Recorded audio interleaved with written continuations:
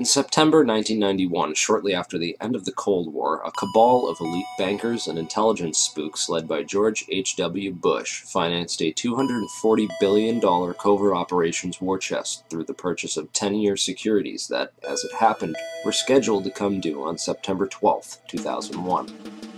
Project Hammer was undoubtedly used for a wide variety of illicit intelligence operations, but mainly it was used to finance a covert economic operation against the collapsing Soviet Union, whereby unknown Western investors bought up much of the Soviet industry with a focus on oil and gas, crashing the Russian economy, looting its central bank, orchestrating what became known as the Great Ruble Scam, and a wide variety of other clandestine, state-assisted operations designed to thoroughly prevent Russia from ever contesting the US as a world superpower, while in the process lining the pockets of these economic hitmen who swooped in to devour the collapsing Russian economy after the fall of the Soviet Union. A spectacular investment for all, at least until money laundering investigations began tracing all the money, or when the 10-year deadline came up and the securities became due and began the routine process of authenticity and ownership checks. Evidence shows that several federal and private investigations had already stumbled upon the Hammer Fund and were compiling evidence on it up until the 9/11 attacks. These included the Office of Naval Intelligence, or AuNtIe, which was moved to the outer E-ring of the recently renovated section of the Pentagon that was targeted and destroyed on 9/11. According to E.P. Heidner, the AuNtIe had been investigating crimes associated with the plundering of Russia. 39 out of the 40 people who worked in those offices were killed on 9/11, including the entire chain of command. The Pentagon's financial accounting offices in that same wing were also an obvious target, as were the passengers on board Flight 77, many of whom coincidentally held top-secret clearances and were connected with Pentagon black operations. Agents of the Office of Naval Intelligence had also been investigating financial transactions which were linked to securities being managed by those securities dealers in the World Trade Center that were also targeted. 31% of the 125 fatalities in the Pentagon were from the Naval Command Center that housed the Office of Naval Intelligence. 41% of the fatalities in the Twin Towers came from two companies that managed U.S. government securities, Cantor Fitzgerald and Eurobrokers. There were three major security brokers in the World Trade Center: Cantor Fitzgerald, Eurobrokers, and Garbin Intercapital. At 8:46 on the morning of September 11th, Flight 11 flew directly into Marshall McLennan's secure computer room in the North Tower, right below the floor on which Cantor Fitzgerald was situated. Cantor Fitzgerald was the largest security dealer in the U.S. Shortly after that, a massive explosion went off just under the FBI offices in the North Tower on the 23rd floor. Fires were reported on the 22nd floor at 8:47. There were also explosions and subsequent fires reported at Garbin Intercapital on the 25th floor and in the basement of Tower 1 as well. Shortly thereafter at 9:03, Flight 175 hit the South Tower right below the floors on which Eurobrokers was situated. In all three cases, the explosive, fiery destruction consumed the offices and the several floors above, destroying files and trapping victims inside. In the midst of all this, Building 6 was destroyed by an explosion that took place before either tower fell. This secondary explosion took out a portion of the building which just happened to include the El Dorado Task Force's offices. The El Dorado Task Force was an interagency money laundering watchdog group responsible for coordinating all major money laundering investigations in the U.S. In the immediate aftermath of September 11th, these groups would be redirected to investigate terrorist financing. Building 6 was located directly between the North Tower and World Trade Center Building 7. While large portions of World Trade Center 6 were gutted by explosions and later by falling debris from the North Tower, the building itself did not suffer a global symmetric collapse at near freefall acceleration as did Buildings 1, 2, and 7. FEMA photographer and 9/11 whistleblower Kurt Sonnenfeld took some interesting pictures of the U.S. Customs vault in the basement of World Trade Center 6, which was found completely empty and left with the door wide open. All of its contents appear to have been looted during the attacks. There is also evidence that gold was being looted from the vaults beneath World Trade Center 4. There were several early reports of a 10-wheel truck packed with stolen bullion caught fleeing World Trade Center 5 when the vehicle had become stuck on a collapsed ceiling brace, forcing the driver to flee the scene. Many researchers have stumbled across one or two of these anomalies from time to time: the empty vaults, the secondary explosions, the fireproofing upgrades on the exact floors coinciding with failure and impact in the towers, the suspicious power downs and evacuation drills, the World Trade Center tenants and security firms like AIG, Marsh & McLennan, and Kroll, and their close ties with the intelligence community, etc., etc. These anomalies are not unrelated, but nevertheless became lost inside the chaos of that September morn, the aftermath, and subsequent cover-ups. Okay, so what does all this mean? Overall, a critical mass of brokers from the major government security brokerages in the Twin Towers had to be eliminated to create chaos in the government securities market. A situation needed to be created wherein $240 billion of covert securities could be electronically cleared without anyone asking questions, which happened when the Federal Reserve declared an emergency and invoked its emergency powers that very afternoon. On September 14th, the Securities and Exchange Commission declared a national emergency and for the first time in U.S. history invoked its emergency powers under the Securities Exchange Act Section 12K and eased regulatory restrictions for clearing and settling security trades for the next 15 days. These changes would have allowed the estimated $240 billion in covert government securities to be cleared upon maturity without the standard regulatory controls around identification of ownership. The towers needed to be demolished to create a big enough mess that the illicit activities taking place behind the scenes that morning could be hidden in the confusion of that day. Okay. Marco Rubio is running for the Republican nomination, and he said that you were like a gangster. How can I be a gangster if I worked for the KGB? Come on, that does not correspond to reality. The Mossad, MI6, and SVR, formerly the KGB. Right, in what way? Just their present capabilities. These are legendary organizations, and maybe we can just break down each briefly of. Well, you've heard me speak of the Mossad.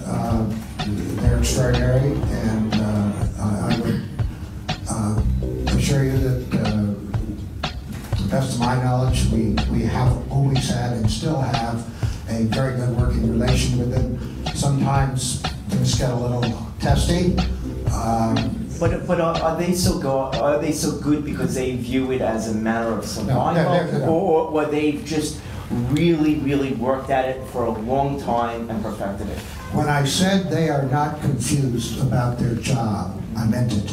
Political correctness is way down here. The Mossad people I know will do what it takes to get the job done. You may have read stories about the Mossad actually going out and assassinating people. I've read those stories. I don't know if they're true or not. I can't confirm or deny that, but I can tell you we would never do anything like that. We don't do wet work. I mean, I know you could see it in movies and all of that. The Mossad is effective, capable, and well regarded, very well regarded by any intelligence service in the world. MI6 is suffering some of the same problems that we are in terms of risk-taking. They've just got a brand new C has been appointed. There has been the first time some oversight. In fact, we helped develop the oversight in the British Parliament. It's a parliamentary system, not quite the same system we have, so the oversight works differently. But they have finance problems. They have limitations, financial limitations. We share capabilities. All the English-speaking, this is no secret, all the English-speaking countries work together. We have a network, and they are a hugely strong partner. They punch way above their weight. GCHQ, their NSA, is fabulous, as are some of the other countries that help us with those matters. We don't talk much about them because they're still very much in play. But you notice that they are getting beat around the ears right now. The reason they punch above their weight, why? What do you think? Well, because, well, I was talking about those colonial days. They trained a lot of these people. They have the contacts. They have the networking. If you want to go to, say, Tehran, you'd probably do better talking to some of those folks than some of our folks. They have the history. They're very good, as are the Aussies, and extremely good and extremely helpful. The Russians. The Russians. The Russians are really right on the edge of control, in my view. They've created a couple of new organizations, but they haven't changed any spots. They changed the letters. My guess, I've looked through the recent directorate there. Really not a whole lot has changed. As I say, some of the labels. They will tell you that they have the most extensive coverage in the world. They are not delicate in how they motivate the people that work for them. We are very careful about how we motivate our people. We try and get people to give us information to betray their homeland or whatever it is their fealty is supposed to be to. We do it through what we would hope would be an honorable motive. And, you know, maybe helping out with a medical problem in the family, and maybe all kinds of things. They tend to be very coercive. They are everywhere doing all kinds of things still, and they laugh at our freedom. In fact, they're still paranoid about our freedom because they can't believe that when we make a map of something, that, my God, no, we wouldn't put that information out. This must be a phony map. So it's their paranoia that really gets them into trouble. And I've seen it, they just don't believe you. Plus, they're better liars than we are.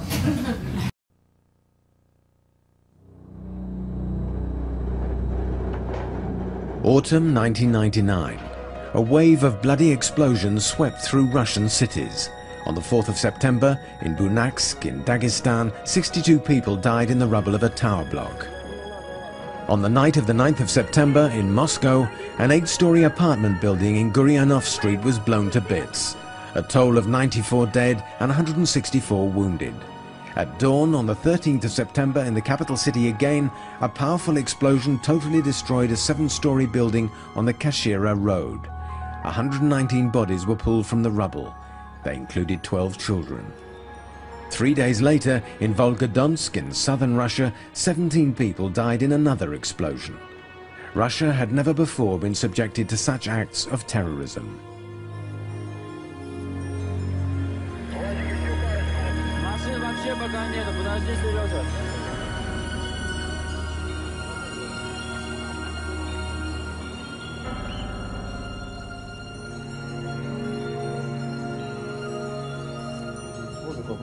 Mass psychosis quickly set in. All offices and non-residential premises, cellars and basements were thoroughly checked. Civilians volunteered to patrol courtyards, stairways and landings. A multitude of checkpoints paralyzed road transport. Responsibility for the attacks has never been claimed, but from day one, the secret services put the blame squarely on the Chechens. The people who organize these missions, who prepare the explosives, who deliver them, and have overall responsibility for everything that has happened are obviously in Chechnya. I can tell you with the utmost certainty, I can guarantee you that they come from the training camps of Khatab and Basayev. After a 3-year truce in Chechnya, the war had now moved to the heart of Russia. With public anger running so high, the Prime Minister Vladimir Putin ordered a bombing campaign to bring the rebellious Chechens to heel. Russian planes are only striking the terrorist bases. We will follow the terrorists wherever they go. If they are at the airport, we will be there. Excuse me, but if they're in the toilets, we will go in there and blow them away. That's all there is to it. The problem is solved.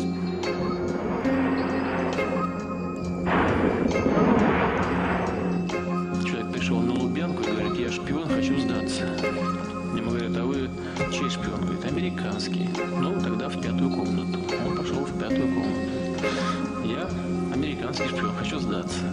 А у вас оружие есть? Есть. В 7-ю, пожалуйста. Он в 7-ю. Я шпион, хочу сдаться, у меня есть оружие. В 10-ю.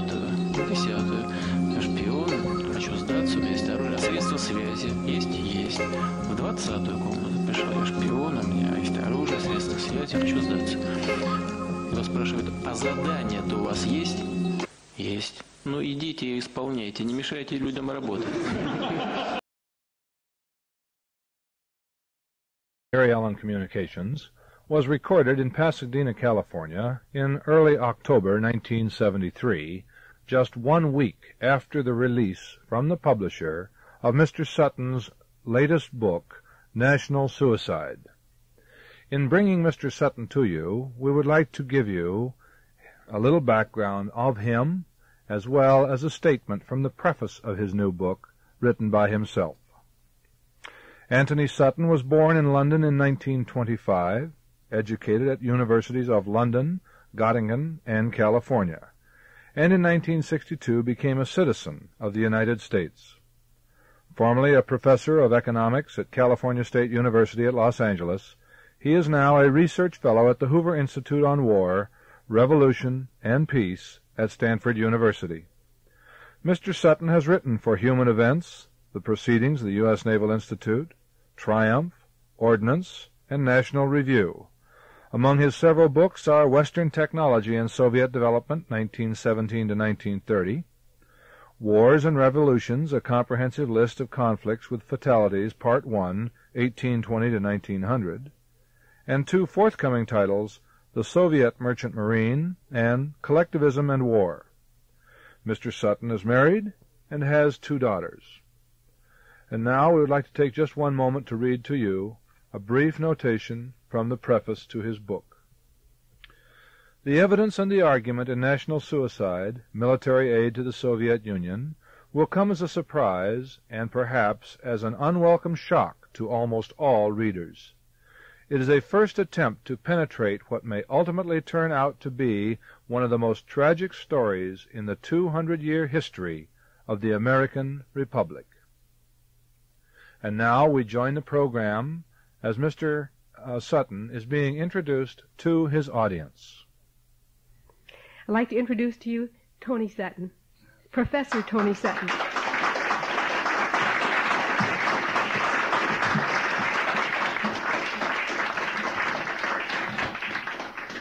Thank you very much, Marion. This is quite the most unusual layout I've ever encountered, where I have people on 3 sides. And I hope you will excuse if temporarily I seem a little vacillation from left to right.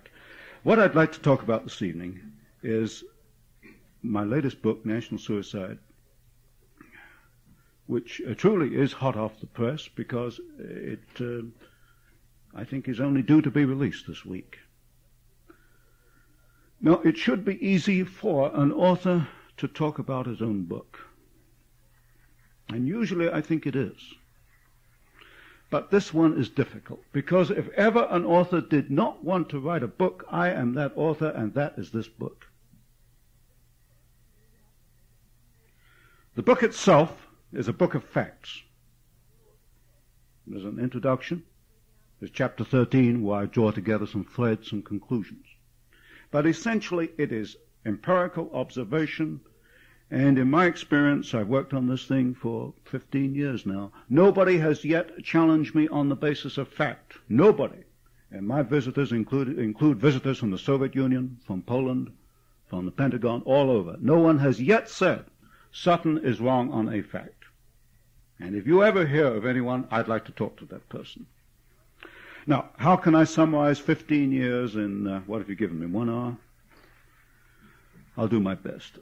Let me first go back 15 years and tell you how I came to write National Suicide. In other words, paint the background to this picture. And then, very briefly, I'll tell you what the book is about, and if we have any time left, perhaps I'll try and fill in some of your questions. Now, the threads of the story, I can pinpoint the source quite exactly. 1958, Salt Lake City. I was in a motel. It was a snowy weekend. I had nothing to do. I went down to the only bookstore, I think, in Salt Lake City. The only book that to me looked interesting was a book by Leon Trotsky. Probably been sitting there for 15 years because no one else had bothered to read poor Leon Trotsky. Well, I bought the book and I read it. And I was intrigued. Because Trotsky was writing about Soviet Russia in the 1920s. And Trotsky was in charge of foreign concessions in the Soviet Union. And I had never heard in standard history of foreign concessions in the Soviet Union. It's just not in the history books. This is where Western firms went into the Soviet Union and built the first 5-year plan, the second 5-year plan, and so on, right down to today. There's nothing in the history books about this. It was directly opposed to everything I thought to be true. Now, Trotsky, of course, is a communist. Lies can be truth to a communist. But there was something about the book that rang true. I knew, because I had a technical background, that you just do not build steel mills and nitric acid plants from scratch. There's got to be a technology. There's got to be a lot of technical work, design work, preliminary work. You just don't start and build a 5-year plan. Obviously, they got the technology from somewhere, so I started to dig into it, and that's a long story.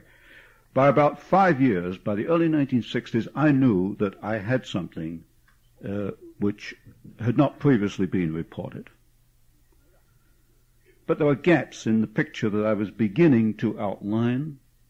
What broke it was I managed to get access to the State Department files, and I think they've regretted the day that they ever let me into the State Department files. And the story that I was developing in the early 1960s was that all Soviet technology, or at least the greater part of it, came in fact from the West. It was the product of Western ingenuity, of Western enterprise, of free enterprise systems. This had been blacked out, and that's very easy to check, because if you take a look at my argument, you'll see nothing about it in the standard history books. The Soviet Union was actually built by Western technology, by Western firms, and by Western enterprises. Now, 10 years ago, I was a professor of economics at what is now Cal State University, Los Angeles, and as you know, being a professor of economics beats working for a living. And consequently, I had quite a fair amount of time to spare. The students kept out of my hair, going a couple times a week and give a few lectures. So by 1966, I had the first volume written. It's called Western Technology and Soviet Economic Development, 1917 to 1930. The second place I sent it to was the Hoover Institution at Stanford University. They accepted it right away. It was published in 1968. This, by the way, is the all-time, I'm not bragging, but I want to fill in a picture, because this becomes important later on. This is the all-time bestseller in the history of the Hoover Institution. Up to that point, I had not been able to get backing from anybody. I was even naive enough to ask the Council on Foreign Relations. I thought this was a research outfit, and they were very polite and said, "No, we can't help you." So that was my money that went into that thing. But I'll give credit where it is due. Hoover Institution picked it up and ran with it and brought it out in 2 years. Then I went to work on the second volume, which was 1930 to 1945. I was still teaching. The last part of this was written at the Hoover Institution. Again, it was brought out very quickly. By 1971, the second volume was in print. Then I went to work on the third volume, which covers the years 1945 to 1965. That was finished 3 years ago. It was accepted for publication 3 years ago. It is not available today. It was scheduled for publication early 1972. If anybody wants to challenge it, I have the page proof, and I can send you a Xerox copy of the title page with the copyright date 1972. In other words, Volume 3 has been ready for publication for 3 years. It has not been published, through no fault of mine. You can make what you like of it. I just state the facts. So what I've got then are 3 volumes published at Stanford. They are a precise technical examination of Soviet technology and industry. I take each Soviet process in turn. I trace back the technical origins. I'm not going to bore you with it. But just to give you an example, I will take the iron and steel industry, the classical blast furnace process. I'll look at the Soviet blast furnaces. I'll trace back the origin to the West. It's this kind of thing, very precise. Let me give you another example. I know that exactly 68% of the Soviet merchant marine has been built in Western countries. I know that 82.1% of the marine diesel engines in these ships have been built in the West, and the other 20% were built in the Soviet Union at Bryansk and Leningrad under Western technical assistance, under Western license. They've got 6,000 ships. I probably know more about their ships than you know about your automobile. I know the cylinder diameters, the piston stroke, the model numbers of every diesel engine, every Soviet ship. I didn't get the information from Washington, I had to get it from the Soviet Union. A socialist country with apparently complete censorship. Now, you can be the judge, because what I did in National Suicide, I have reprinted the list of Soviet ships used to supply Haiphong, 96 of them. And the list is here, and I've listed the name of the ship and its Soviet register number and where the engine came from and who built it. It's all there. That's Appendix A. So you can judge whether I'm giving you a fair story or not. In general, then, I found that, if you want a ballpark estimate, I found that about 90-95% of Soviet technology came from the West. There is some Soviet technology. For example, medical sutures. They have a little wound stapling machine, which I think sells even in the United States. There is some, but not too much. Their best work, I'm not saying the Russians are stupid. Their best work is in pure science, mathematics, science. They cannot innovate because of a statist, centralized, central planning system. It is the system that stops innovation, not the lack of Russian ability. The Russians are just as capable as you and I. Now, my first 2 volumes were reviewed quite widely. Again, I'm not saying this to build up myself. I don't have to. It is part of this picture. Reviews from France and Germany and Holland, but I can't read Dutch, so I don't know. I think it's good because I know enough German to, I think I know what they're saying. Those from France and Germany are excellent. They're enthusiastic. For example, I've just read one from France which says, if all American scholarship can maintain this standard, then it is from America that we will see the definitive works on world communism. They don't know quite what the American academic institution is doing to me, but we'll get into that later. Those from the United States are much less enthusiastic. And of course those from the Marxists are a bit sour about the whole business. Oddly enough, some of my most interesting visitors come from behind the Iron Curtain. And not one of them yet has challenged me. They accept what I say. They know what I'm saying is the truth. Now, here we get to the crux of the problem, why we're here tonight. By 1968, it was obvious to me that the Soviet military-industrial complex also originated in the West. Not only the economy, but the military aspect. And this military complex was integrated with the so-called civilian economy. Now, what they say in Washington is quite different. They say, no, there are 2 separate structures. You've got a military structure and you've got an economic structure, and if you deal with the economic structure, this has no effect on the military structure. This is nonsense, and I think they must know it. Because I quoted in National Suicide examples where the Soviets themselves say that the 2 structures are very, very closely united, and indeed that imports, the first priority in imports goes to military goods. But there's another point here. All military goods need industrial products. You don't just have a machine that turns out tanks. You make a tank out of steel, out of aluminum, out of nylon, out of plastics. These products are also used in the civilian sector. You don't have separate steel mills for tanks. Of course not. You just buy your steel from the civilian so-called economy that uses a slightly different, somewhat different specification. So your civilian, I call it civilian, your civilian structure is actually in any country the basis for its military output. And this is the core of the problem. Now let me bring this right home to you very, very quickly. I use what I call the bullet example. This is a bullet. It's been fired. Normally it has a back end on it which has a propellant charge. But it gives you an idea of how you can pin this thing down. A bullet has a jacket, which this one happens to be cupronickel, copper, and nickel, and it has a little back end of it which has a propellant, which is normally nitrocellulose. All right, take the nitrocellulose first. And most men, by the way, get killed by bullets or shells, which are just big versions of this. Where do the Soviets get their nitrocellulose?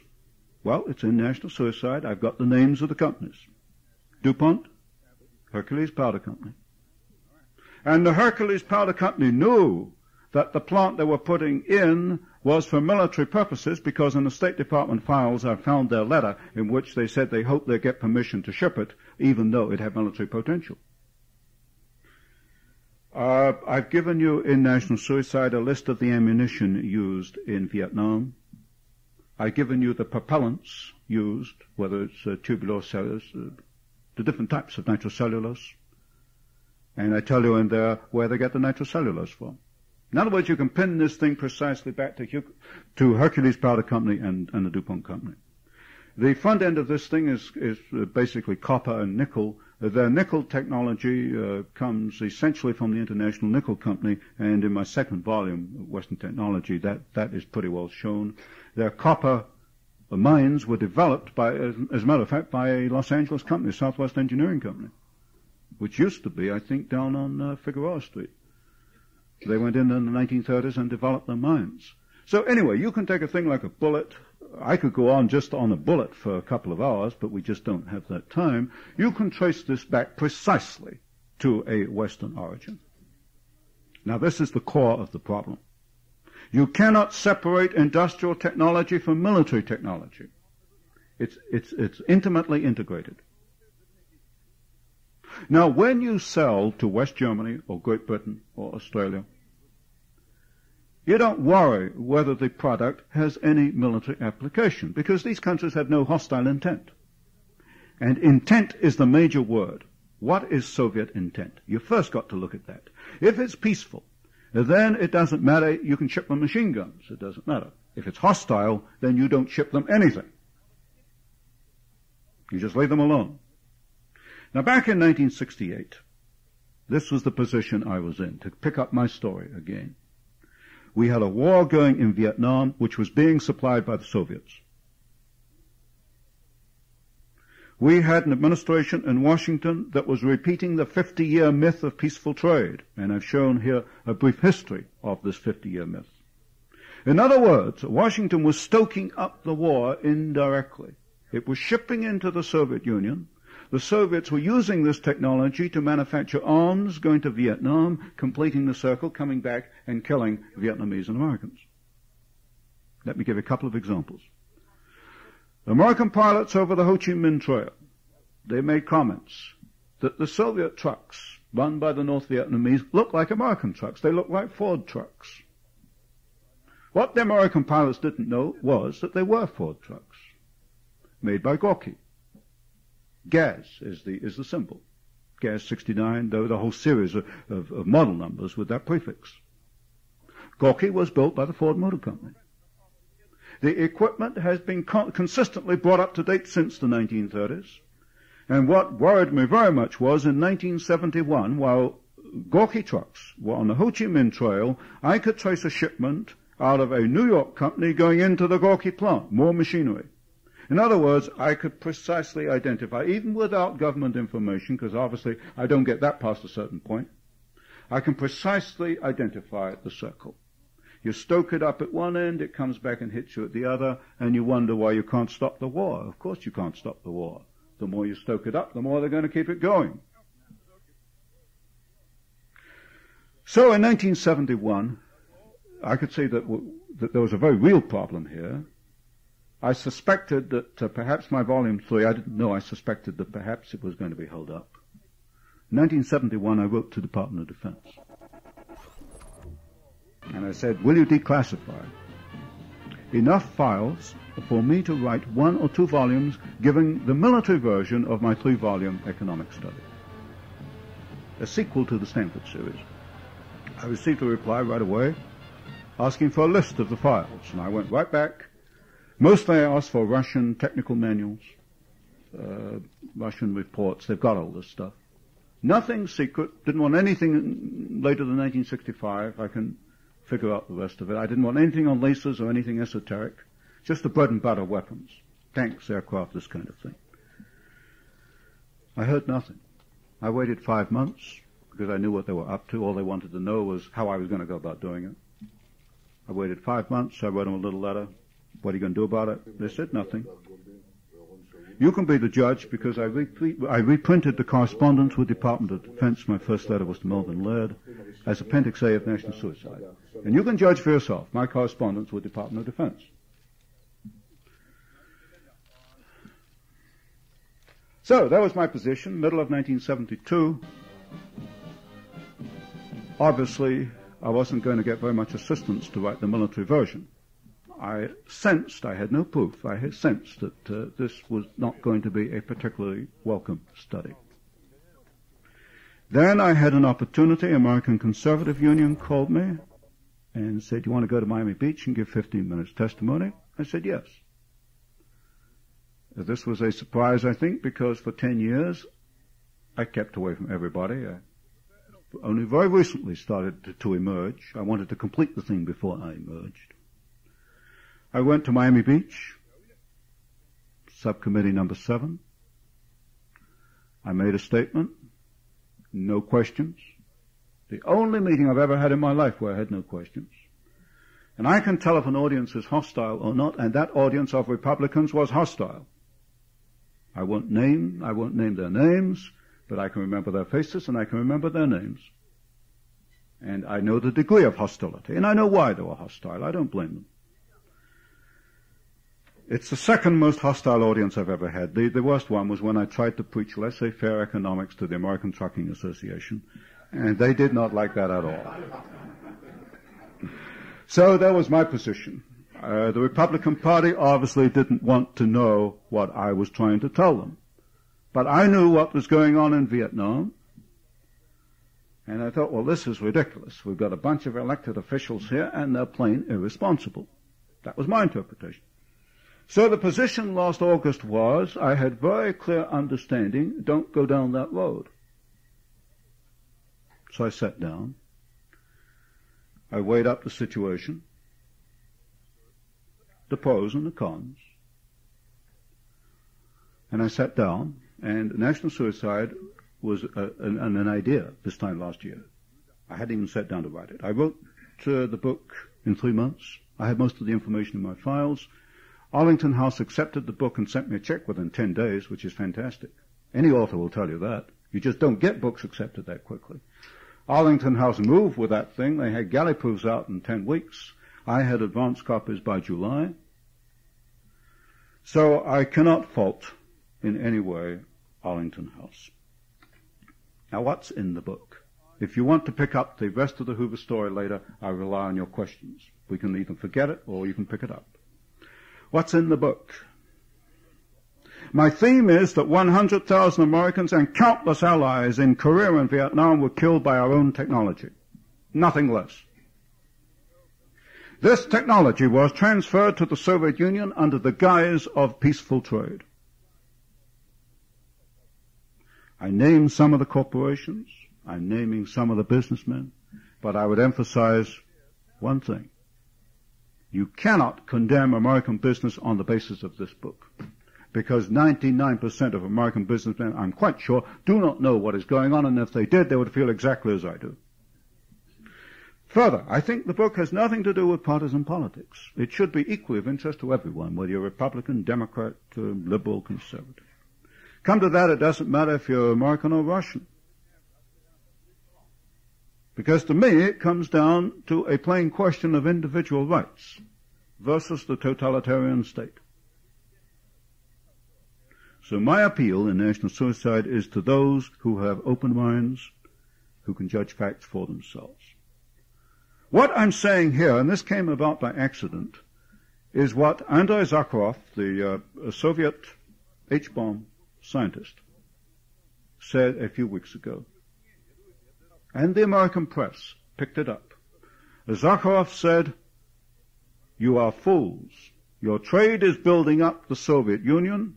The Soviets are using it to build a bigger military establishment. Détente is a phony." He didn't use the word phony, but in effect he said that. I can't even think what it would be in Russian right now, but still. What I'm saying here is, by accident, what I've got in here is the empirical backup to what a very brave Russian tried to tell the United States. And what happened? Read Mr. Kissinger on Andrei Zakharov.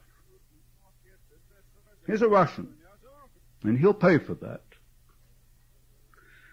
A Russian saying trade solves Soviet problems. We have no intellectual freedom in Russia. I'm going to end up in a mental institution because I said this.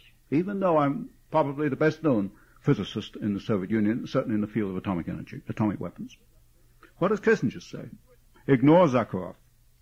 You mustn't interfere in Soviet internal affairs. We might disturb the Russians. It's an odd situation. A Russian warns the United States, and the United States ignores the warning. So let me very briefly tell you what I've got in the book. I hope it won't put you off reading it. I'll take that risk. First of all, I got a brief introduction, kind of a warming up thing. Oh, by the way, right in the preface, I say that while I've written the book, that I was denied the information from Department of Defense, and consequently we have censorship, and I point to Operation Keelhaul as another example of censorship. And my hope is that the public reaction to this book is going to blast loose enough files for me to write the academic version. So in the first chapter, what I've frankly got here, I've outlined the history of so-called trade, what I call the détente aggression cycle. In other words, what the Soviets do, you can see this going back over 50 years. They are aggressive at one point, say in Korea or Vietnam, and then they plead peace, and this détente phase is used to bring in more technology. And you can identify this. They act peacefully, they say, let's live in peace, détente. They did this in the early 30s. The United States goes in there, builds it up, the American taxpayer pays for it, 2 credits, then they turn right around, and you get another war going. It's a cycle, and you can identify this cycle, and I've begun to identify it in this book. And then I talk about the persecution of Russian Jews, Russian Baptists, and Lithuanian Catholics. I'm neither a Jew nor a Baptist nor Catholic. But these people have a right to live, they have a right to their religion, and I feel very deeply about their persecution. And so I have brought this in to show that if you think the Soviets have mellowed at all, then go and talk to some of these people. Then I've got various sections on the link between casualties and trade, which is not, I think, been pointed out before. They say as you trade, so there's a greater inclination to peace. Well, I've got a little diagram in here which says the more you trade, the greater your casualties. The black marks are the increase in casualties, and there's a line showing the increase in trade. In other words, according to my analysis, the more you trade, the more casualties you get. But of course, this is lost in Washington. Then in chapter 4, we get right down to facts. How we built the Soviet military-industrial complex. Who built it? It's very interesting. Some companies are identified with this, some are not. I'd never heard the name General Motors linked with Soviet trade until Wall Street Journal last week. Apparently they've finally given way. Up to now, the last 50 years, has been Ford, General Electric, DuPont, Gleason, but not, up to now, General Motors, not Chrysler, not American Motors. International Harvester, yes. Caterpillar Tractor, no. Radio Corporation of America, RCA, yes. Hewlett-Packard up to recently, no. Well, of course, it's a fairly recent company, but Bell Telephone, certainly, no. In other words, you can pinpoint specific companies, and you can trace their association over 50 years. Then, chapter 5, I get into the direct supply of weapons. In other words, shipping weapons direct, and I think I have something here which I know has not been brought out before, and this is early 1918. The Bolshevik Revolution was the end of 1917. Early 1918, about all the Bolsheviks had, they had Petrograd and they had Moscow, and they were lucky to hold that. They almost lost that in March. They had a very, very tenuous hold on Russia in early 1918. But what did I find in the State Department files? I found that American munitions were being shipped to the Bolsheviks in early 1918. Not only that, they wanted credit. Let me quote. This is from a State Department document. This, I'm sure, is the first time this has ever been published. Quote, munitions that are now being evacuated from Archangel are sent to Moscow, the Urals, and Siberian towns. Soviet government desires to take up the matter of payment for these munitions and expects to pay for them in raw materials, but asks for time to organize the economic resources of the country. That sounds like 1973. Anyway, we go on like this. I've dug out some more documents, I'm sure not previously published. One I know will interest you, I think, and that is 1938, President Roosevelt's secret agreement with the Soviets. Only 4 people know about this in the United States and only 4 in Russia.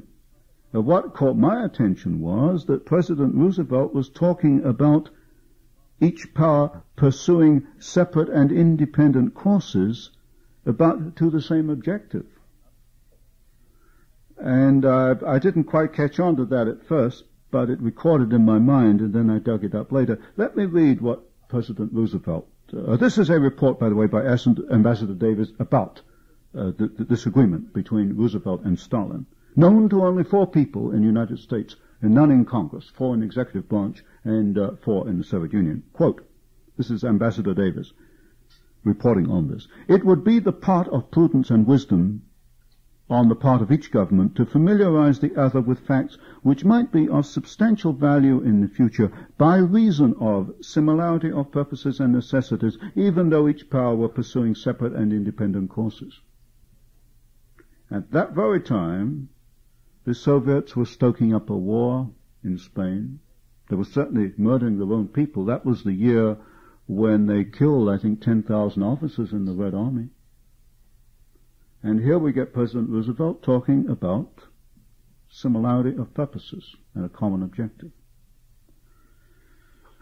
So, just at random, we go on then to a section on, we get down to the technical aspects then. For example, I got a section on Soviet missiles, the fact that they are using American accelerometers, and how the accelerometers got there, and how the ball bearings, the miniaturized ball bearings which you need for a missile, the company that, Bryant Chuck and Grinder Company in the United States that sold this equipment. Congress itself said this was a matter of life and death to the United States. It was a tragic error to ship these. The shipment was stopped in the early 60s, but it was released very recently by President Nixon. In spite of the fact that Congress said this is a matter of life and death, President Nixon released the export of these particular machines for machining the races on miniature ball bearings, which is something the Soviets had never been able to do. In fact, I think there's only one company in the United States can do it.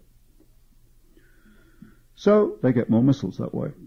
Then we go through other chapters. The Russians at sea, I look at their navy. In the air, I point out, for example, that the MiG-15 had a Rolls-Royce engine.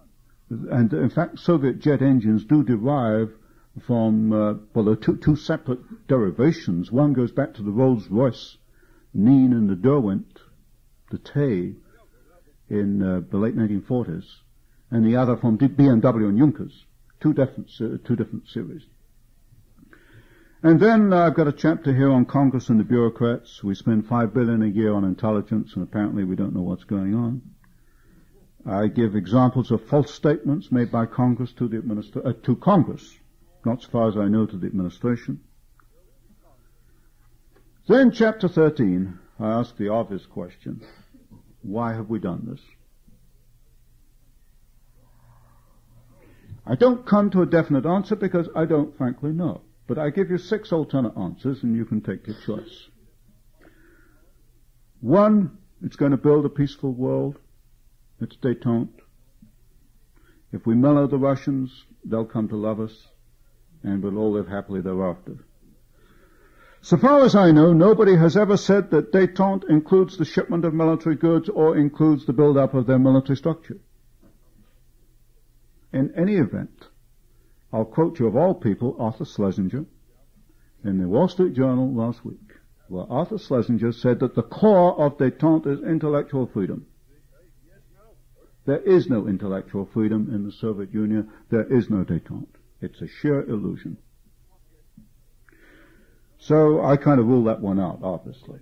Then it could be an accident. Maybe the policymakers in Washington are dumber than the most pessimistic of us think they are. You know, you go look at the wheat deal. What did they do? They increased the wheat export subsidy from 1 cent to 47 cents a bushel while they're selling the wheat to the Russians, and the Russians had nowhere else to buy it. Now, I don't know how much dumber you have to be than that, if it's an accident. So anyway, it could be an accident. You can make that case. Then I say, well, there's another possibility. Maybe we have no policy at all. Maybe it's what I call pragmatism. Policy is decided by random events. It's a kind of a cork floating around in the river, bobs around.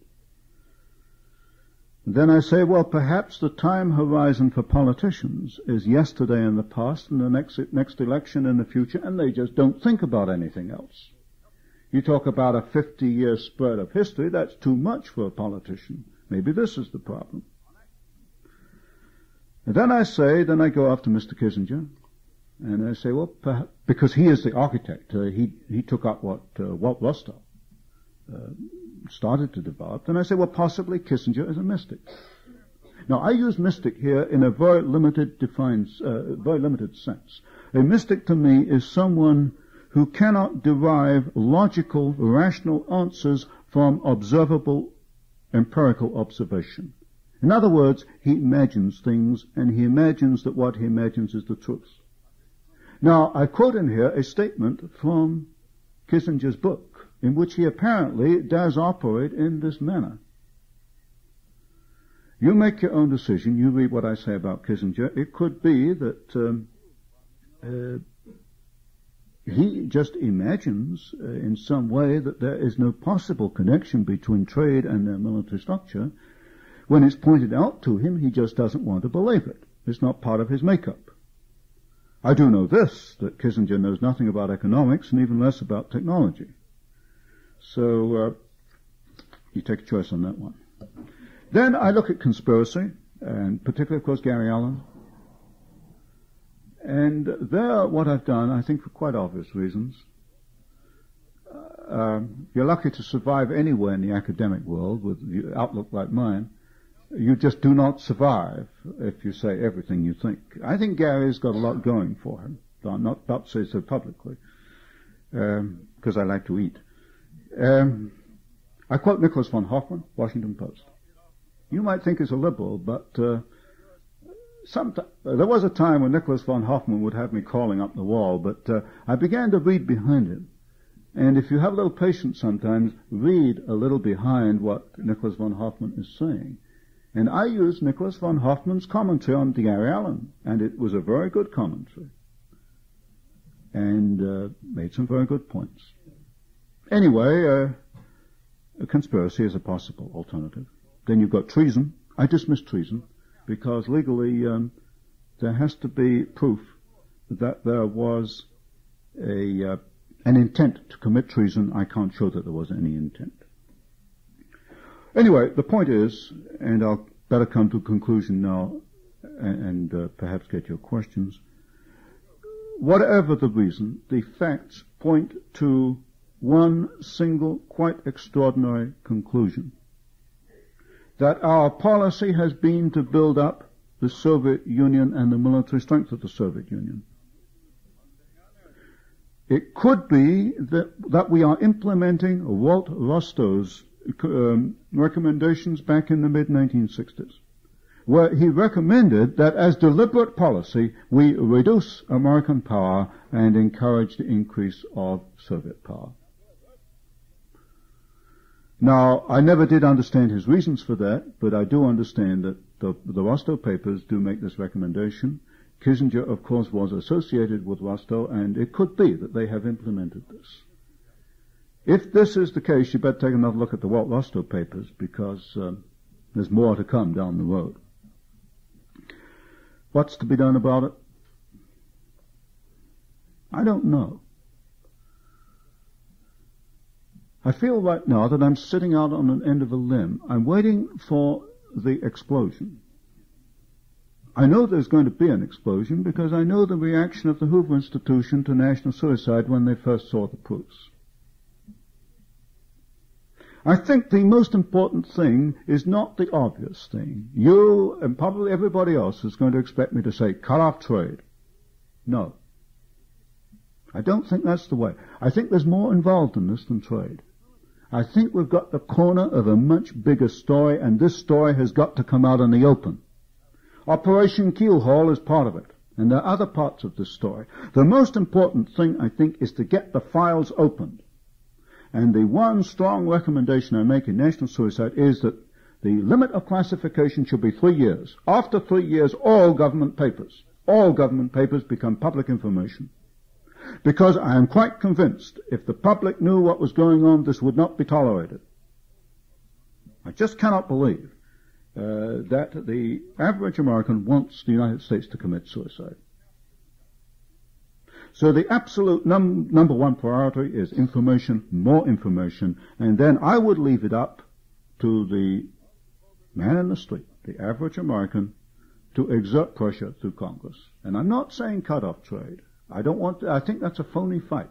You're not going to win it anyway, because the Export Control Act of 1949 was never implemented. The State Department never recommended cut-off aid to those countries supplying strategic goods to the Soviet Union. They always found a weasel out.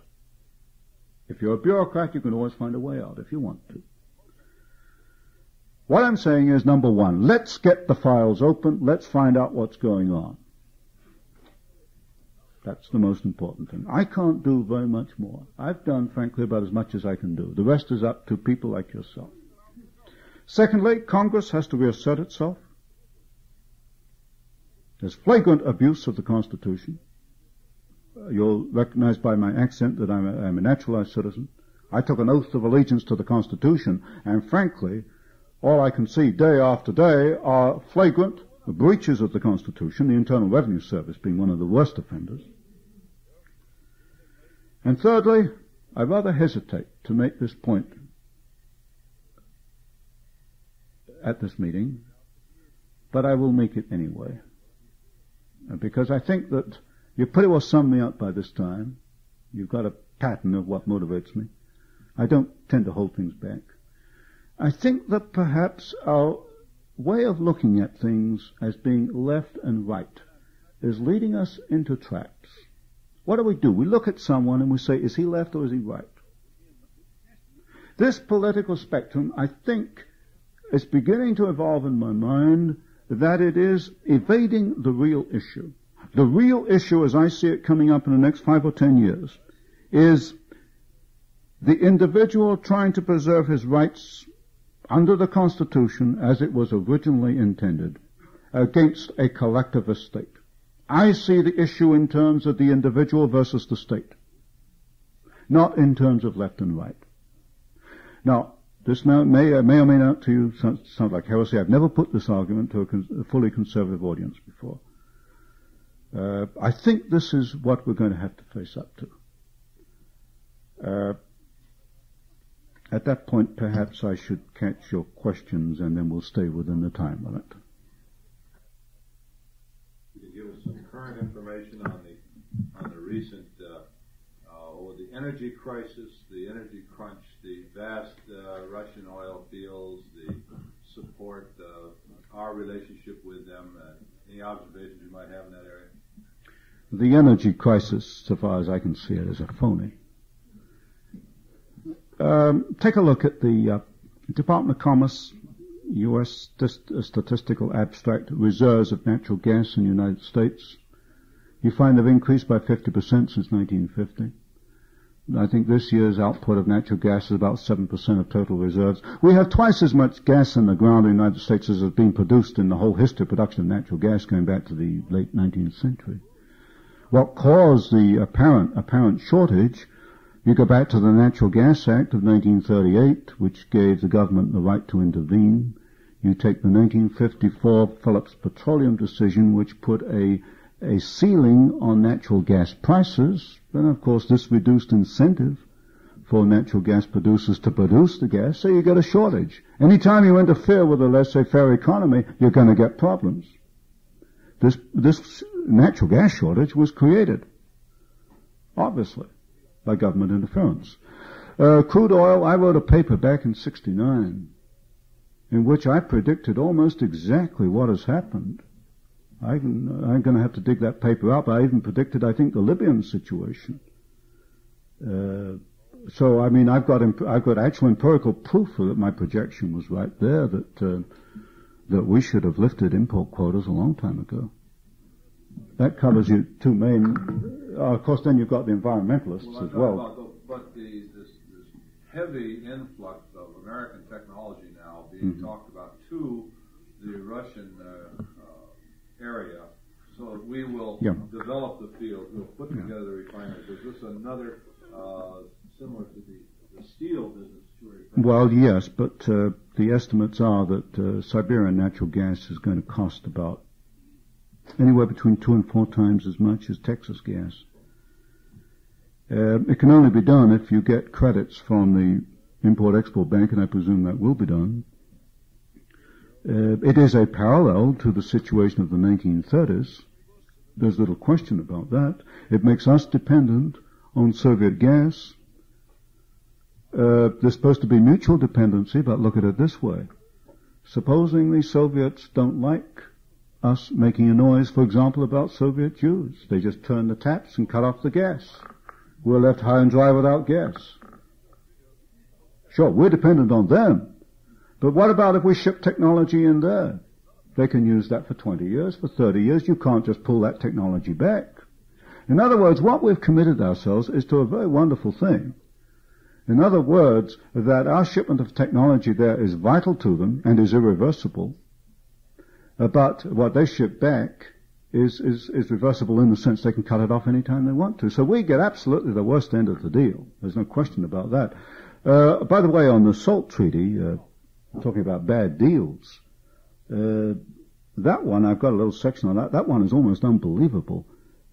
Each country, Soviet Union and United States, gets 2 ABM systems, and each capital country gets 1 system, and they can put the other system anywhere they want. So the American system goes in Washington, and the Soviet system goes in Moscow. But what have you got in Washington? If there was a threat of nuclear attack, you evacuate the bureaucrats, and all you got left is a lot of stones and waste paper. So, all right, drop all the bombs you want on it. But what if you got in Moscow? You've got the most important section of the military-industrial complex. Their main plants are in Moscow. So what you've exchanged here, it must be brilliant to bring this about. You've exchanged defense of nothing for defense of the most significant part of the Soviet military-industrial structure. Now, I can't think of anything much crazier than that. I'm sorry I got off the track, but it just reminded me of that one. Yes, sir. On what basis do you say that, or do you assume that we all divide everything into right and left? Excuse me, sir. I did not. The question is, by the way, on what I said about right and left. Excuse me.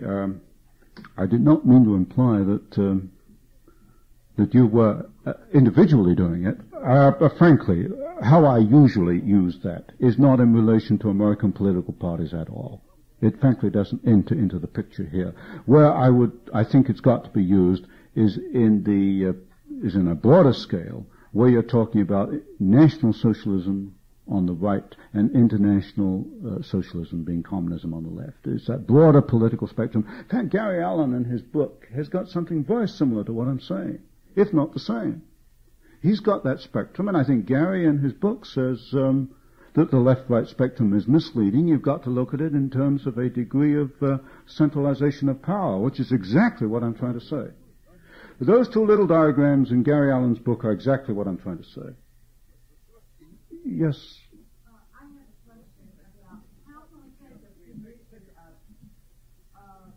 complete trade No, please don't. You've made me think that perhaps we're further along the road than I thought. See, I'm at the end of a research project. And the conclusion in my mind is we're not going to solve this thing by clamping down on trade. I think we can do it with more information. Now, that's a long, long way from developing policy. What are we going to do? And there's got to be all kinds of discussion between what I've arrived at and where you actually go. Maybe we can't do it just by opening up the files. Maybe we've got to clamp down on trade. In other words, my mind is wide open. But the point is, I'm at the end of a research stage, and I have these ideas developed. But this is a long way. If you're thinking in terms of resolutions, no, please. I mean, let's get some policy out of this, and this thing's now got to be kicked around and see, where do you go from here? It may be you have to cut off trade and but fire the bureaucrats you've got and get some you can trust. Maybe that's the way to go. Next step is definitely information. In other words, hold as you are with trade. Hold with the clamping down on trade as a temporary position. But don't commit yourself to it for 50 years, I would suggest. But information is vital. You've got to find out what kind of deals have been made with the Soviet Union. That's vital. Because I suspect the worst. I suspect they've sold the thing out just lock, stock, and barrel. Now, that's my suspicion. Yes, sir.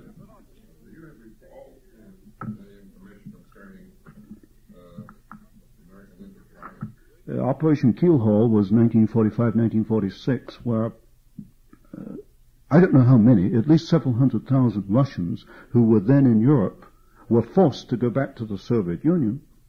They were forced by American and British troops to go back, and there are still graves in Austria on the bank of the River Drava of 142 Russians who committed suicide rather than go back to the Soviet Union. Now, this was a flagrant violation of the Geneva Convention, because paragraph 33 of the Geneva Convention just flatly disallows does not allow you to force someone back when he doesn't want to go. You can claim political exile. And so these people probably ended up in Siberia. We're still doing it. If you think of the Lithuanian seaman Kuderka, who jumped from a Soviet ship to an American Coast Guard cutter in American territorial waters just 2 years ago, and the Coast Guard commander, under instructions from Washington, allowed the Soviets to come on board an American naval vessel in U.S. territorial waters. They beat the Lithuanian sailor and dragged him back on the Soviet ship. That's another flagrant violation. Now, I'd like to see the papers on that. Anyone? You're the only one, Ron. Oh, excuse me.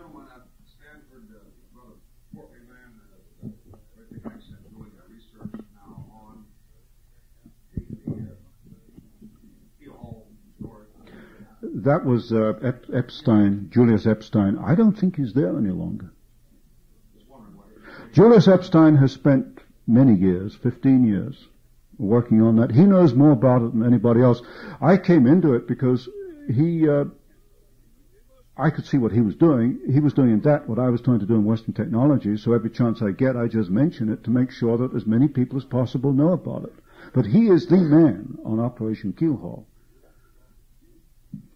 Yes? Do you think that the present hearings of Watergate and the grand jury indictments and the special investigator and all this, do you think this is going to lead to any declassification? I'm not optimistic. I know Mr. Nixon has said that this is going to be an open administration, open information. But he also said the taxes weren't going to be raised and a number of other things. In other words, I don't think that they will change one little bit until they are forced to change. And it is going to take a great deal of public pressure through Congress. I just do not think they're going to change voluntarily, for good reason. I have read something like over 10, 15 years, perhaps 250,000 State Department documents, either read or scanned them. And if that material had come out at the time, for example, Colonel House cabling Wilson at the time of the Bolshevik Revolution suppressed criticism of the Bolsheviks in American newspapers. If that had come out in 1917, imagine the uproar that would have created. And I think the same thing is going on today. I don't know, but I suspect. I don't think they will do it voluntarily. I think it's going to take a great deal of public effort. But I do think it is vitally important. Yes, sir? What makes you think that the documents will be in the past? There are examples of policy being used in that manner. In other words, if you want to bring about something, you've got to have a kind of a wall to batter up against to bring it about. It's the Marxian, thesis and antithesis brings about a synthesis. There is no question in my mind that the so-called international bankers are very much in the middle of this thing. There is a group, I call it the establishment.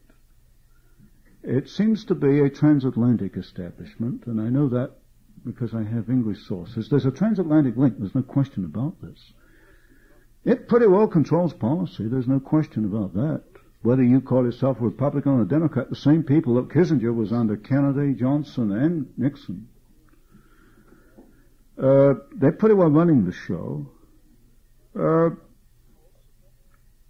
But it's going to take an awful lot more work to get the full picture out. I don't think we've scraped the surface. But what I do know, look, basically I'm a researcher. This is my job. I'm a technician. I do know there is a much bigger picture, and the picture I've got is only a little part of it. There's a lot more under the surface. No question about that. Do you want to...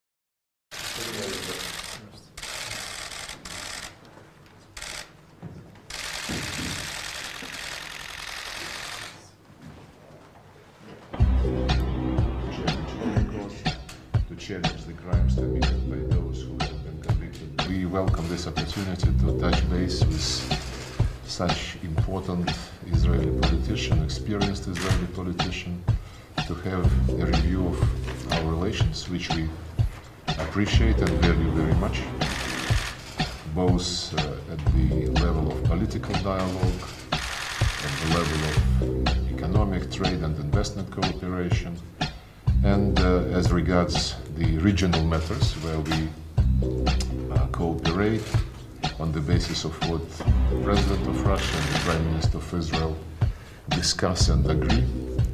They talked to each other briefly over the phone and agreed to consider the possibility of meeting again.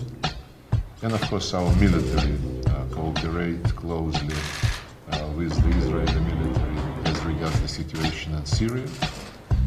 After the tragic incident which took place in September, the measures have been taken to ensure the safety of the Russian contingent in the Syrian Arab Republic, and several meetings between the representatives of the General Staff of Russia and Israel, I believe, were professional, and we hope that this would be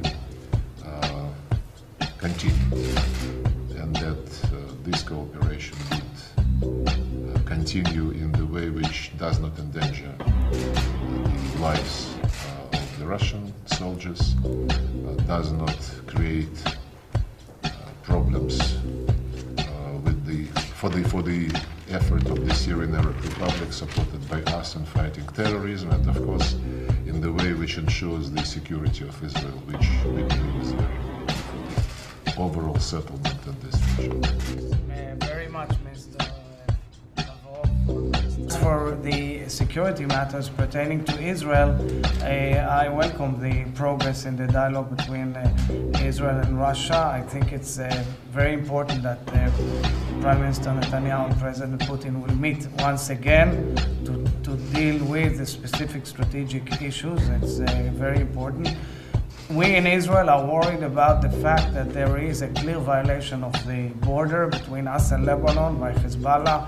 I think the message has to be clear both to Iran and to its agent Hezbollah, as well as to other agents of Iran. I highly appreciate that Israel is very firm on allowing this. Russian President Vladimir Putin has renamed an elite police force after the founder of the Soviet KGB, Felix Dzerzhinsky. The announcement is another indication of the Kremlin's desire to rehabilitate the Soviet Union. Notorious intelligence director Felix Dzerzhinsky was responsible for millions of deaths after orchestrating mass executions and torture during the Russian Civil War as part of the Bolshevik secret police. The elite law enforcement unit, which will bear his name, is responsible for public order in Moscow and the volatile North Caucasus region. Vladimir Putin has often been accused of attempting to recreate the USSR. In 2000, the Russian leader ordered the return of the Soviet-era national anthem.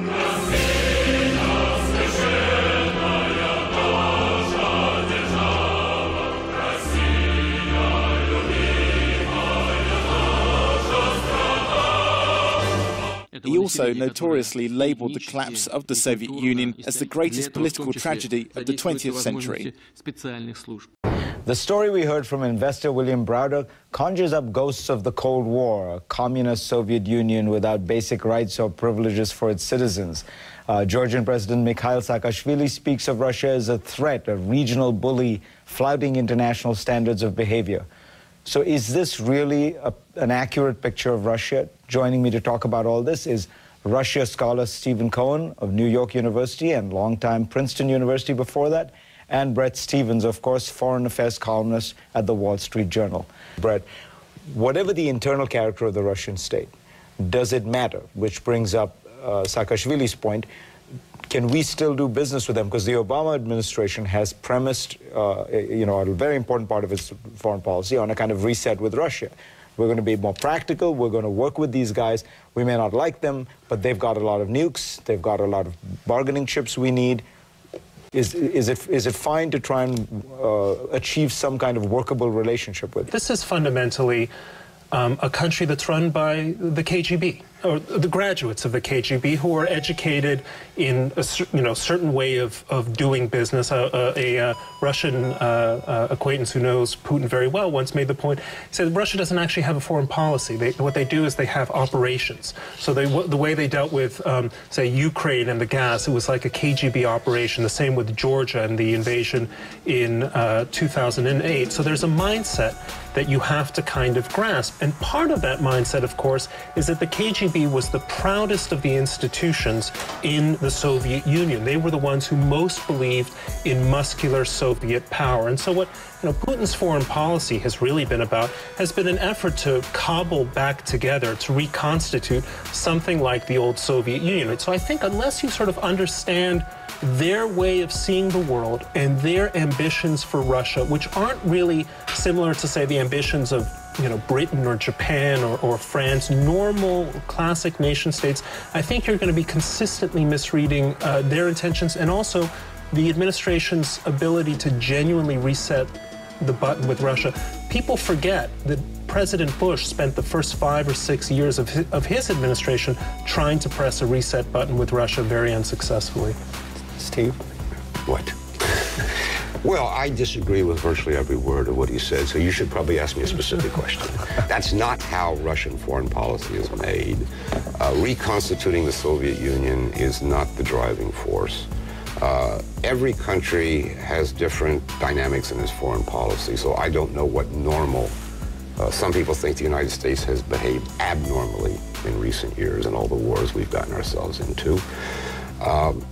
Putin doesn't make foreign policy by himself. The KGB faction is very important, but it's not the only faction. There's the military, there's the oligarchs, there's the civilian bureaucracies. There's a struggle underway in Russia today over foreign policy. But I would argue, and in fact in my recent book I do argue, that Putin's foreign policy since about 2002 or 3 has been primarily in reaction to American foreign policy and not driven by any particular agenda of his own. Now, I could illustrate that if you want, but that's the underlying dynamic. Tell me what you think of the reset, of Obama's reset. In my book, I argue that when Obama became president, we were on the verge of a new Cold War. And that when he said he wanted to reset it, he wanted to avert this possibility of a new Cold War. Looking back over about a year and a half, he's made a good start. But in this relationship that he's established, he thinks with Medvedev. That's not a good idea, what he's doing. That's sort of my friend Medvedev, but accept it for what it is at the moment. There are ticking time bombs. that mean that the relationship and the progress he's made are exceedingly unstable. One ticking time bomb is Iran. You're right about that. But I think for different reasons than you specify. But Iran's a ticking time bomb in our relationship. So how should he handle Russia on Iran? Because the Russians do not seem to be cooperating in the way in which at least the Europeans and the Americans would define cooperation. I don't know that. What they've done in the last 6 or 8 weeks surprises me on the question of sanctions, because there's been a struggle in Moscow over whether or not they should sign on to hard sanctions. But the Russians have a fundamentally different problem with Iran than we have. They live near Iran. That's the first thing. The second thing is that Russia has 20 to 25 million Islamic citizens of its own. It's had problems with radical Islamic terrorists and related groups in Russia. Iran has never done anything to encourage or abet Islamic challenges to the Russian state, for which Russia is enormously grateful. Then there's their economic relationship with Iran that you've mentioned. So Russia's geopolitical problem with Iran is completely different from ours. It, too, does not want a nuclear-armed Iran, but it needs a friendly Iran. Well, we're missing, I think, one, we haven't mentioned energy, and I think that's really the key to this entire puzzle. I think the Russian interest with Iran is just to keep the pot on a low boil for as long as they can. So what do they really want from Iran? They want a steady crisis in the region where they can pose as a reliable supplier of energy, gas as well as petroleum to the West at a particular price point. That more or less explains their interest in Iran, which is why they're never going to be our solution, our silver bullet to a genuinely effective sanctions regime against the country. Do you believe that Russia can be a cooperative great power, a country that works in concert with the United States, Britain, France, Japan, or are its interests? There's nothing about Russians being venal. Are the interests so different that we will always have this tense relationship with them? Well, the Soviet Union was for 25 to 30 years. The United States and the Soviet Union, for all our rivalry, managed things pretty well. So if you decide that post-Soviet Russia is not and cannot, that would make you nostalgic for the Soviet Union. And we don't want to go there, do we? Sure. The answer is of course. Of course. This is not a serious discussion. You have to get along with Russia. Russia, of all the countries in the world, is probably more... Do they want to get along with us? Russia will never want that because Russia sees itself as a spoiler state. They seek their advantage in their advantages in our problems. And I would be very surprised to imagine that we're going to get any genuine cooperation from the Russians. And if the Cold War, the last 25 years of the Cold War is your model, that's a worrying model to take. All right, we got to break this up. We will be right... Beauty created from grueling practice. When ballerina Larissa Chernitsky emigrated from Russia to Israel, she wasn't sure she'd ever get the chance to dance professionally again. When I came to Israel, I had to work in a factory and did not dance, she says, until she met this man, Valery Panov, a world-famous dancer. In 1974, he left what was then the Soviet Union to come to Israel after imprisonment, harassment by the KGB, and the threat of death. The result is a life filled with the work they both love in a country they now call home. We started this company with zero money. Government not give any penny. But I made for Israel a lot. They are two examples of the huge influx of Russian-speaking immigrants who are changing the very fabric of their adopted country. Here in the southern Israeli city of Ashdod, you can see the influence of the Russian-speaking population reflected on the signs on the shops. With 15% or more of the total Israeli population, it's no wonder that this community has such a strong influence on politics. For years, Israel's Soviet-born former foreign minister Avigdor Lieberman has been the favorite of the Russian-speaking community. This year, his party has a challenger. The party is called the Israelis, but its entire campaign is in Russian. We want to become Israelis. We want to become real Israelis. But simple as it sounds, it will take us a lot of work to do. The head of the party is David Cohen, a former news anchor for Israel's Russian channel. All Russian parties began like us, but after a couple of years, they say they're not a party of this sector, but big politicians on the national level and unable to deal with the small problems. Small problems are a matter of life and death. Nellie Steinfeld can attest to that. The walls of my apartment are like the Wailing Wall of the temple where people can cry, she says. She lives in a part of town where immigrants struggle every day to earn enough for the basic necessities of life. But with a growing sense of belonging and a dizzying dose of ambition, the world's third largest Russian-speaking population outside of Russia is a political and cultural force to be reckoned with. Sarah Seidner, CNN, Ashdod.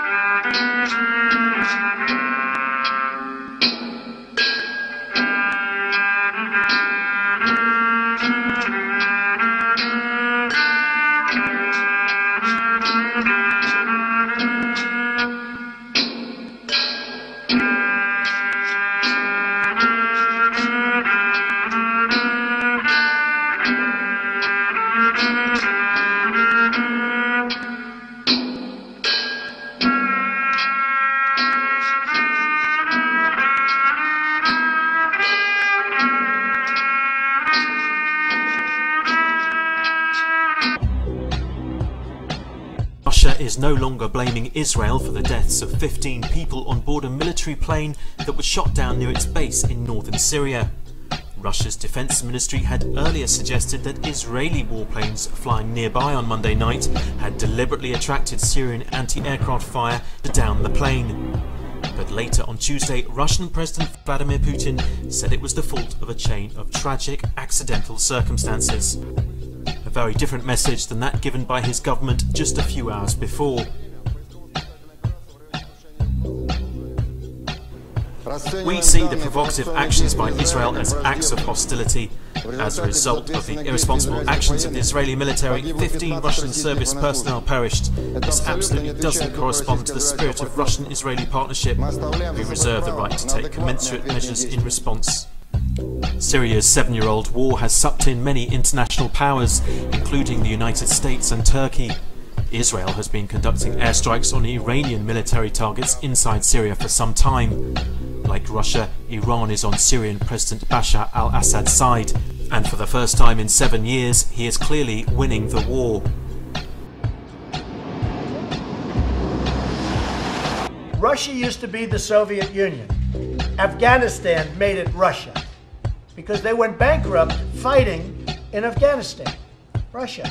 The reason Russia was in Afghanistan was because terrorists were going into Russia. They were right to be there. The problem is it was a tough fight. And literally they went bankrupt. They went into being called Russia again as opposed to the Soviet Union. You know, a lot of these places you're reading about now are no longer a part of Russia because of Afghanistan.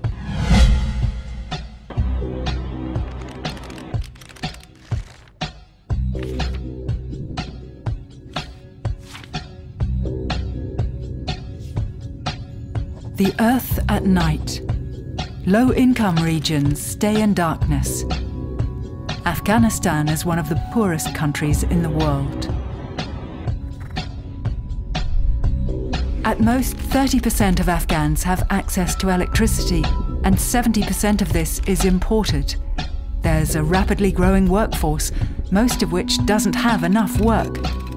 Progress has come through one of the highest levels of development assistance in the world, but with aid set to decline, Afghanistan will need a new source of growth. The country has huge untapped mineral resources worth several $100 billion at least. For example, copper in Aynak, iron ore in Hijab, oil and gas deposits in Amu Darya. With strategic investment and reform, these deposits have the potential to drive growth and create jobs in the long term. But this won't happen automatically. Consider Aynak.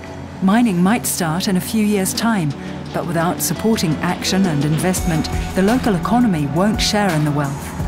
There'd be few spillover effects and only a small zone of development. If communities and the broader economy fail, the mining itself is likely to fail, if it even begins.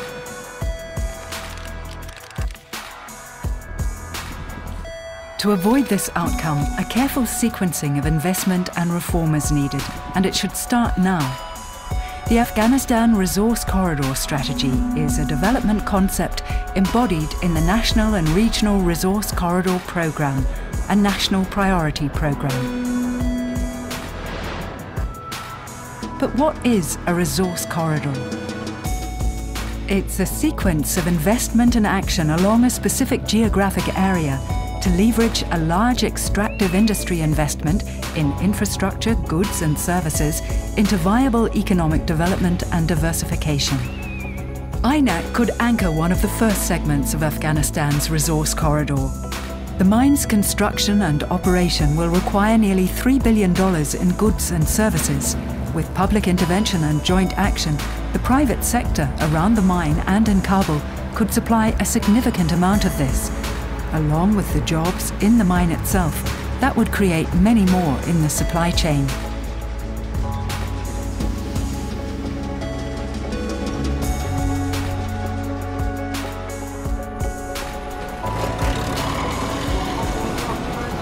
A well-considered sequence of public and private action could improve livelihoods along the corridor, increase the ability of the Afghan private sector to supply the goods and services required by the mine, support further resource investments, and create jobs.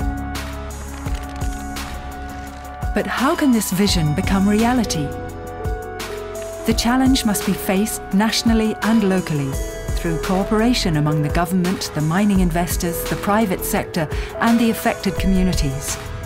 Actions must be sequenced, leveraging private sector investments along a series of geographic segments.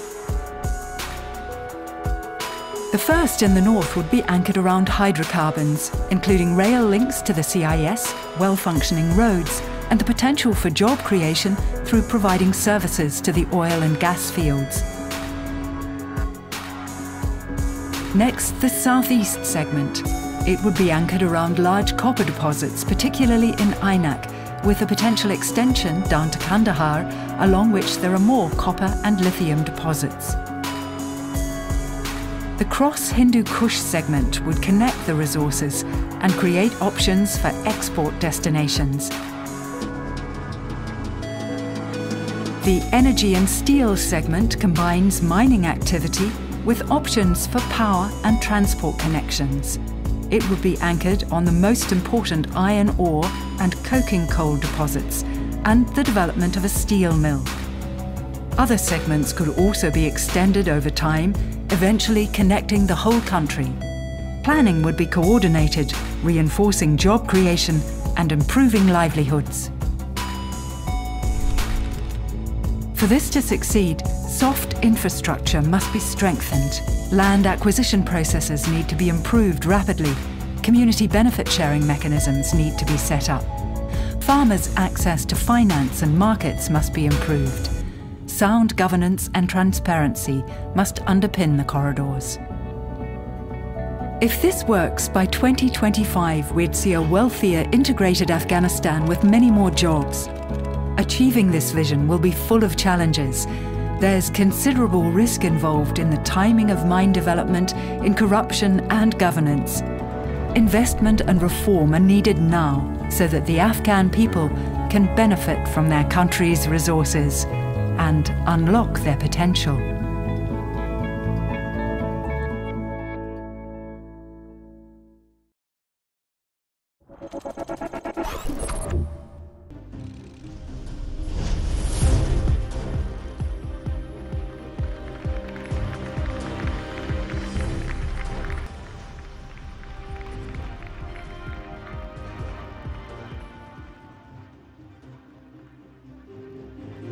I am Leila. I work as a content developer. We develop videos, infographics, and motion graphics to combat extremist content. A few seconds and pass it on to specialized departments for further action. Mr. President, أصحاب الجلالة والفخامة والسمو، اسمحوا لي ندعوكم إلى صورة جماعية جروب فوتو في هذا الموقع، وشكرا لكم لاستماعكم.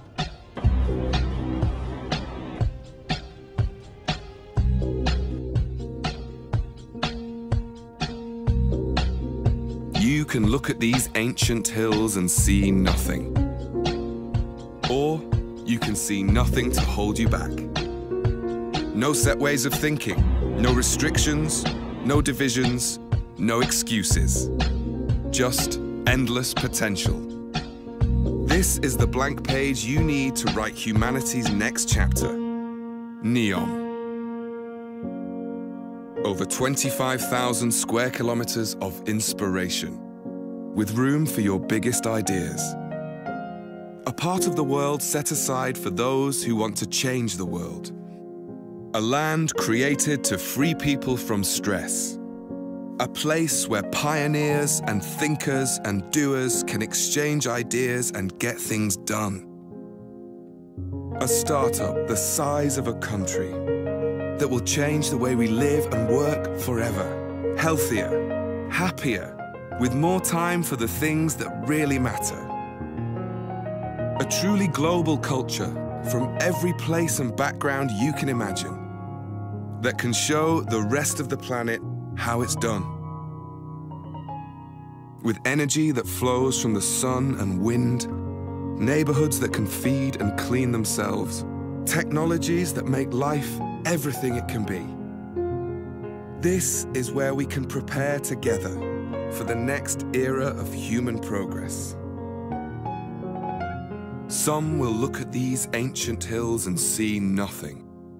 But the rest of the world will know that this is where a new way of living began. Discover Neom.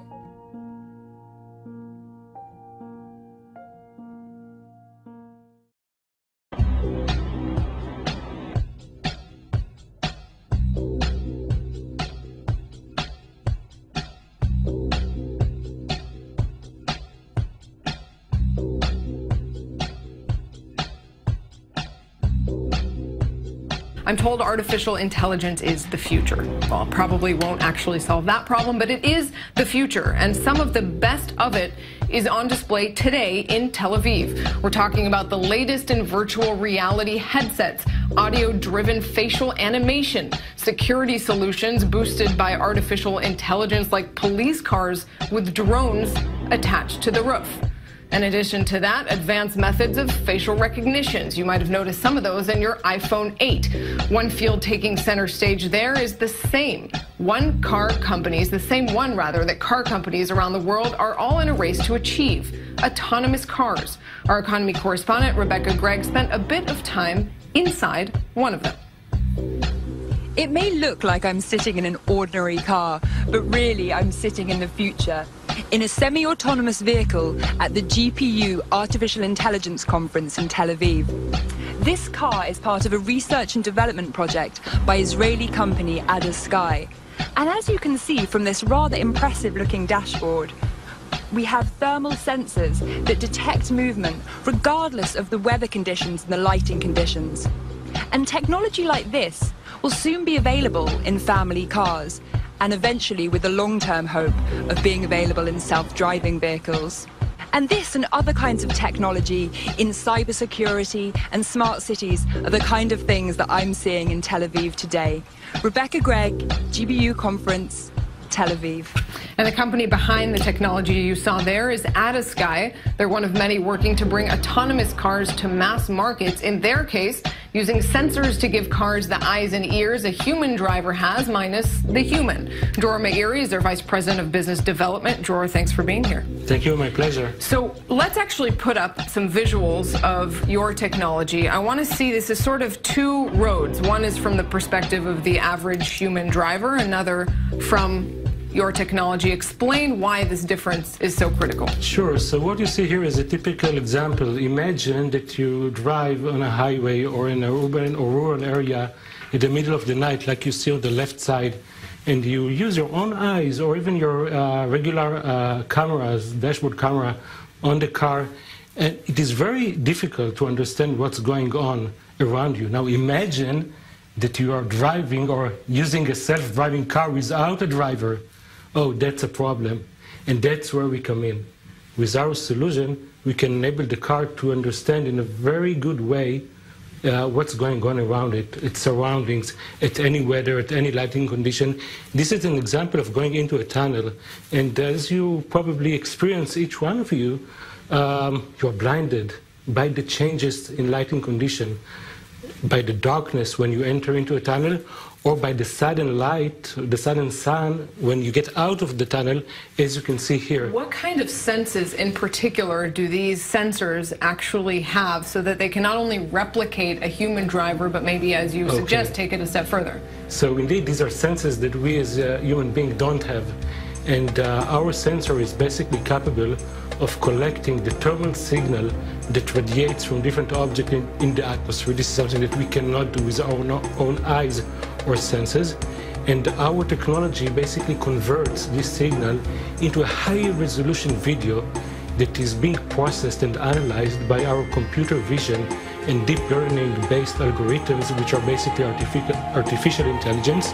And that enables us to provide the vehicle all the necessary information in order to take the right decision. So those might be senses that humans don't have and that can help make road safety that much safer. But there are plenty of senses that humans do have that are important to driving, whether it's just getting a sense of how the driver next to you is thinking or what they're about to do. Is artificial intelligence ready to deal with those issues?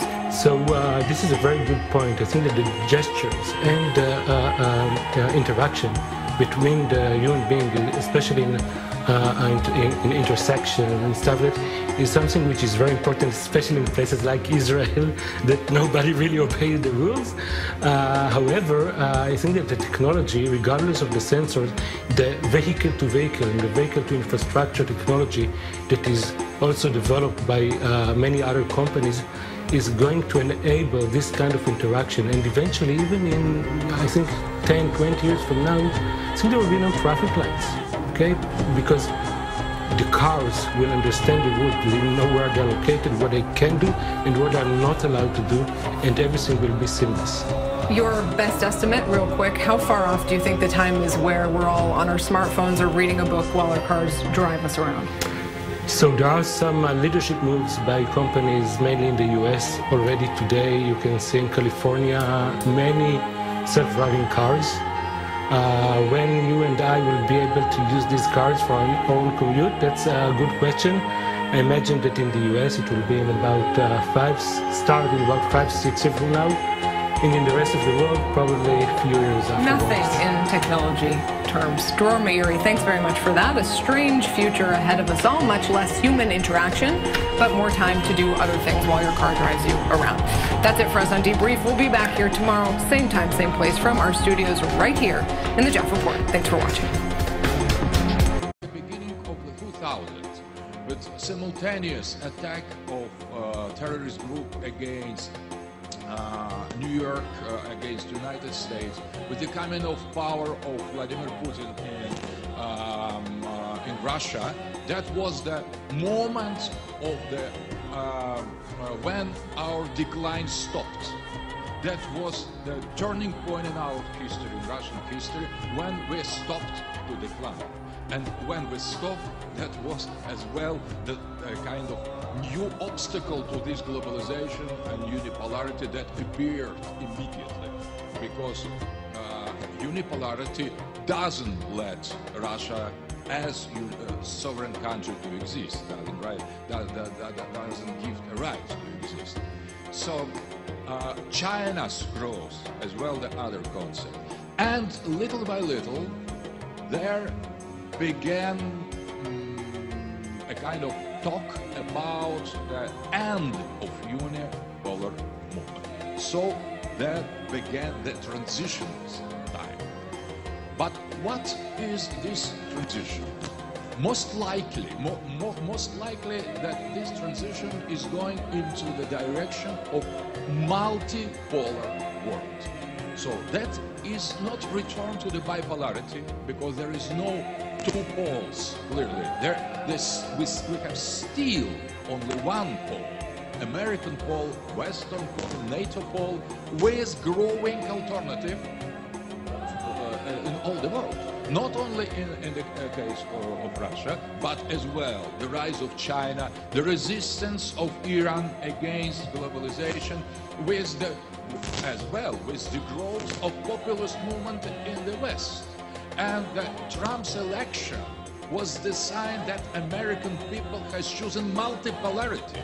Maybe Trump couldn't realize this American will, but his promises were, all of them were, or almost all of them, were in that sense. He has promised greatness in the multipolar world. America not as interventionist country, America not as globalism, and globalism was defined as the main enemy of Trump during the electoral campaign. So American people has elected multipolarity, not exactly Trump, but multipolarity is. So the growth of the populist right and left movement in the Europe as well, that is a sign of the will of this multipolarity. The position of the Turkey reinforcing its sovereignty against the West is as well a sign of this approaching multipolar.